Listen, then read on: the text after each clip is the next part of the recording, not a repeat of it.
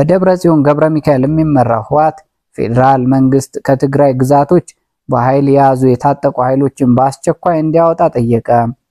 ቡድኑ የትግራይን መሬት በኃይል የተቆጣጠረው አካል የተከዜ ዘብ የሚላቸውን አዳዲስ ታጣቂዎችን እያስመረቀ በትግራይ ላይ ጦርነት ነጋሪት እየጎሰመ ይገኛል በማለት ከሷል።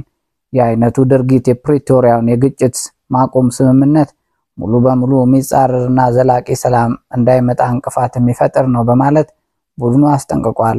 የአፍሪካ ህብረት ፓናል በአፋጣኝ ተሰብስቦ በፕሪቶሪያው የግጭት ማቆም ስምምነት አጠቃላይ አፈጻጸም ላይ እንዲወያይ ቡድኑ ጠይቋል። ስምምነቱ ሙሉ በሙሉ ተግባራዊ ባለመሆኑ የህዝብ ሞት፣ ስቃይ፣ ሰቆቃ እንደቀጠለ ይገኛል። የፕሪቶሪያው ስምምነት ባለፉት 2 ዓመታት ለትግራይ ህዝብ ትርጉም ያለው ለውጥ አላመጣም ያለው ፓርቲው የታጠቁ ኃይሎች በኃይል የያዟቸውን የትግራይ ግዛቶች አሁንም ወገኖቻችንን እየተገደሉ፣ እየተፈናቀሉ፣ እየታሰሩና እየተሰቃዩ ይገኛሉ ብሏል። ቡድኑ የፕሪቶሪያው ስምምነት ተደራዳሪዎችና ዓለም አቀፉ ማህበረሰብ ተፈናቃዮች ወደ ቀያቸው እንዲመለሱ አስቸኳይ እርምጃ እንዲወስድም ጥሪ አቅርቧል።